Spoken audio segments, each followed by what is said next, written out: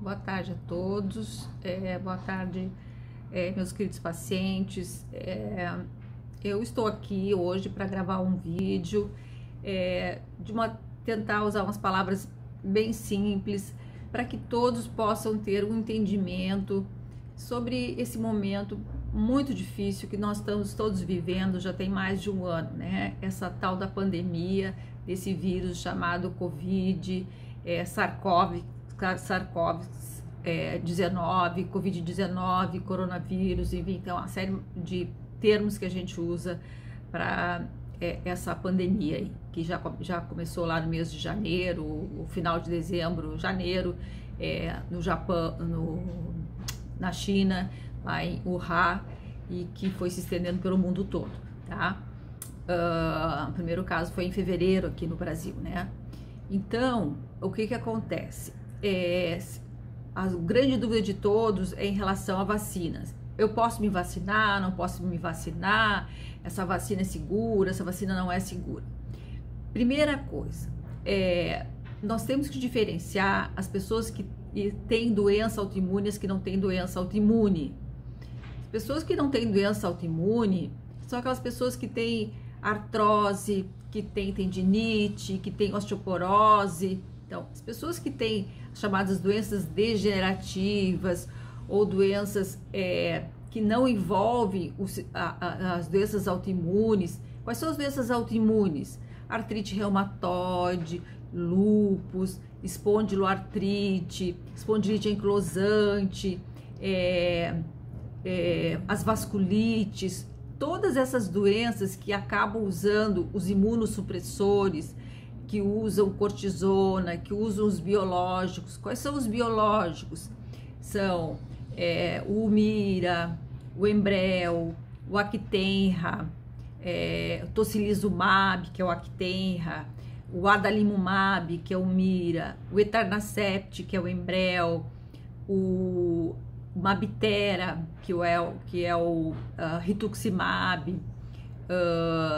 o Golimumab, que é o Simponi, o Cinzia, que é o Cetuluzimab, todo esse Treminimab, que tem que fazer ou subcutâneo, ou endovenoso, ou que os orais, né? Como o tofacitinib, que são essas nós chamamos pequenas moléculas, tá?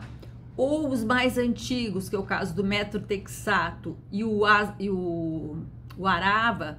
No caso desses dois medicamentos, eles têm um grau de imunossupressão menor, tá? Ou cortisona, que acima de 10 miligramas de prednisona, são pessoas que têm um grau de uma imunossupressão maior. Então, dependendo do medicamento que o paciente vai usar, ele vai ter um grau de imunossupressão maior. Então, esses pacientes, eles têm que ser avaliados por nós, para a gente poder dizer, realmente você usa imunossupressor, você tem doença autoimune, você tem talvez um risco maior de quando usar a vacina, tá? Mas, teoricamente, as vacinas são, teoricamente, elas não devem dar a reação mais importante, porque todas as vacinas, pessoal, todas as vacinas, não existe vacina da Covid com vírus vivo, tá?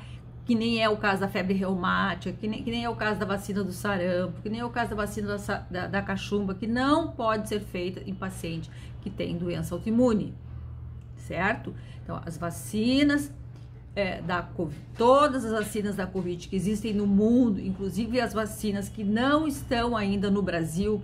No Brasil, nós só temos dois tipos de vacina. Nós temos a Coronavac, que é a vacina do Butantan, e a vacina da Oxford, que é a vacina da Fiocruz. Essas duas vacinas não são vacinas com vírus vivos. Então, até que prove o contrário, elas não são contraindicadas para ninguém, porque elas não são vacinas com vírus vivo, certo? O que acontece é que a eficácia delas é um pouquinho menor do que a eficácia das vacinas que é da Pfizer, da Moderna, que nós não temos ainda no Brasil, né? O presidente não quis comprar a vacina da Pfizer no ano passado, então nós não temos as vacinas mais eficazes. Elas não são tão eficazes quanto as vacinas essas outras vacinas que são com RNA. RNA é um pedacinho do vírus, só um pedacinho lá do código genético do vírus. Essas vacinas só vão vir no final do ano para o Brasil, tá? Então, as vacinas que a gente tem são as vacinas do vírus morto, que é a da Coronavac, tá? E a vacina com vetor viral, que é a vacina da Oxford. São essas duas que a gente tem no Brasil. Quando a gente vai para a fila da vacina, tá? Se você vai para a fila da vacina normal, qual que a gente vai receber? Não sei. É a vacina da hora que tiver lá para fazer, tá? Que o governo designar que chegou, porque as vacinas estão atrasadíssimas. Todos sabem que as vacinas estão atrasadas.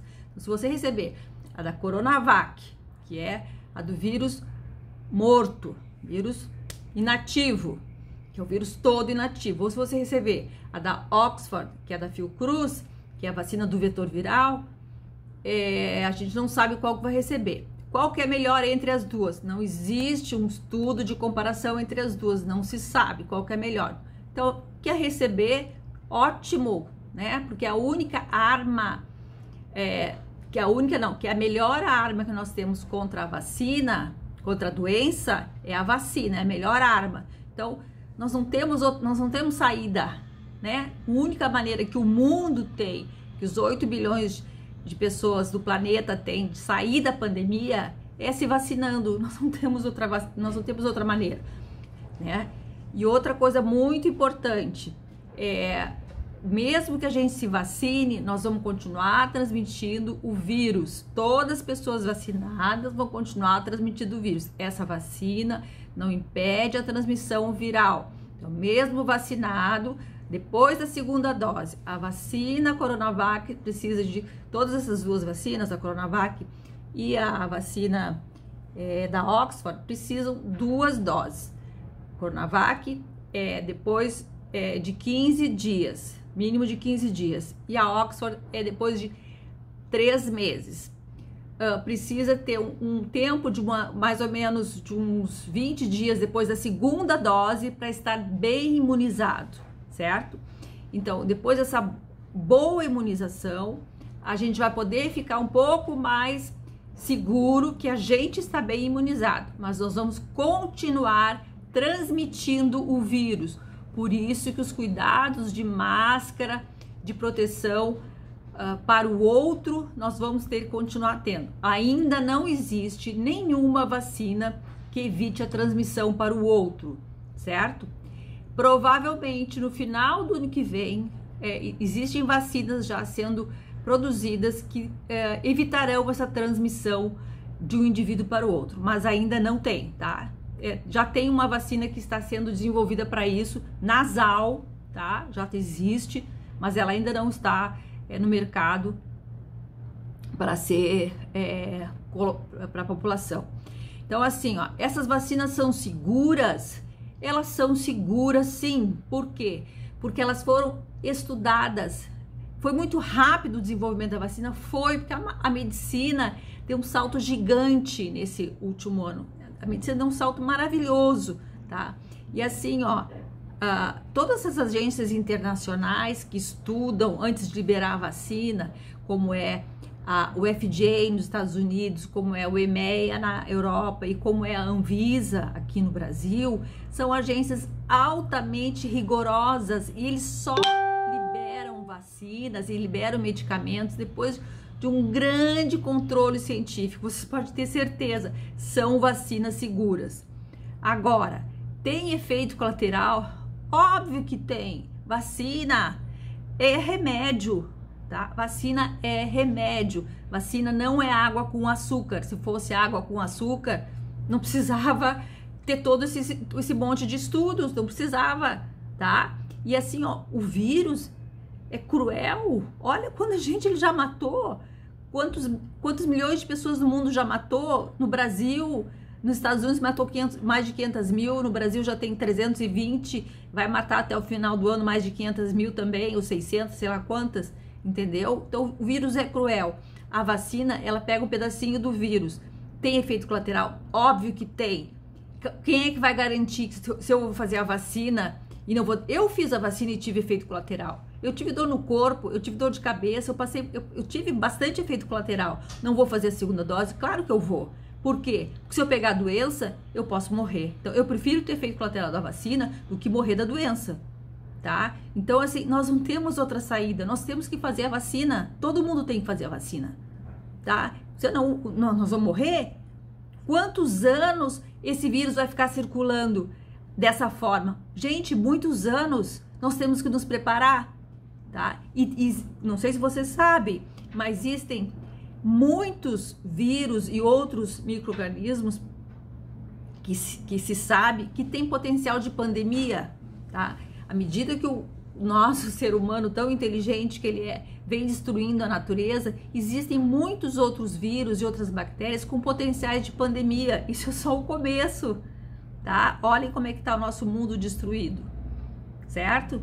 Então a gente tem que ser um pouquinho mais inteligente e saber que nós temos que nos preparar para tudo isso, tá bom? Mais alguma coisa que eu queria falar para vocês? Bom, então cada pessoa vai pensar, bom, mas e o meu remédio, o meu remédio, o meu remédio? Então, a princípio, todo mundo pode fazer a vacina e todo mundo deve fazer a vacina. O problema é o momento de fazer a vacina, tá? Qual é o momento?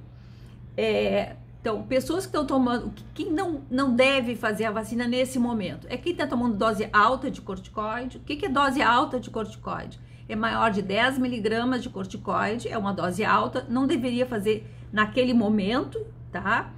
A pessoa que está usando medicamento chamado ciclofosfamida, que é o Genuxal, o Enduxan, tá? Eu não lembro de nenhum paciente meu nesse momento que esteja usando essa medicação, nesse momento, tá? Paciente esteja fazendo pulso de ciclofosfamida, que é dose alta de cortisona na veia, também não lembro de nenhum paciente nosso que esteja tomando, tá? E paciente que use Mabtera. O que é Mabtera? Que é o rituximab. Não é que o paciente não possa fazer. O ideal é que ele faça a medicação logo depois de 6 meses da última dose do Mabtera. Ou seja, ele tem que fazer a medicação antes da próxima dose. E aí tem que esperar também, tá? Então, assim, esse eu tenho que orientar direitinho como é que vai fazer, tá? E o paciente que está usando micofenolato também, que é o micofenolato mofetil, a gente também tem que orientar, certo? E de uma maneira geral, e se o paciente está com a doença em atividade, se ele está com artrite em atividade, se o paciente não está bem da sua doença autoimune, esse paciente também não é um candidato para fazer naquele momento, tá? E os pacientes que não estão vindo à consulta e quer cair como um paraquedas, eu quero saber se eu posso fazer minha vacina. Gente, eu não posso chegar e dizer assim, tu pode fazer vacina, não pode fazer vacina, se eu não tô te acompanhando, né? Então, assim, vamos ser justos, tá? Se você não tá vindo à consulta, se eu não conheço o seu quadro clínico, para mim, assim, vacina, você quer fazer a vacina da gripe. Vamos pensar assim, você quer fazer a vacina da gripe H1N1, que agora já está na hora de todo mundo se vacinar para vacina H1N1, certo? Tá na hora, começando a campanha, todo mundo tem que fazer. Outra coisa, antes de eu voltar naquele assunto que eu tava falando, você não pode fazer 2 vacinas H1N1 e Covid junto, não pode, tem que ter um intervalo mínimo de 14 dias, 2 semanas, tá? Então, se você quiser fazer H1N1, você não geralmente ninguém me pergunta se pode fazer, ou ninguém me pergunta não, poucos perguntam, certo? Então, assim, vai lá e faz a vacina H1N1, vai lá fazer a vacina da Covid, tá? Teoricamente, não existe nenhuma regulamentação que o paciente precisa um consentimento para fazer a vacina, tá? Nós estamos liberando, quando o paciente quer saber se pode, se precisa de um atestado, eu peço que assine um consentimento, a gente faz o consentimento e depois a gente dá uma declaraçãozinha que o paciente está liberado para fazer a vacina.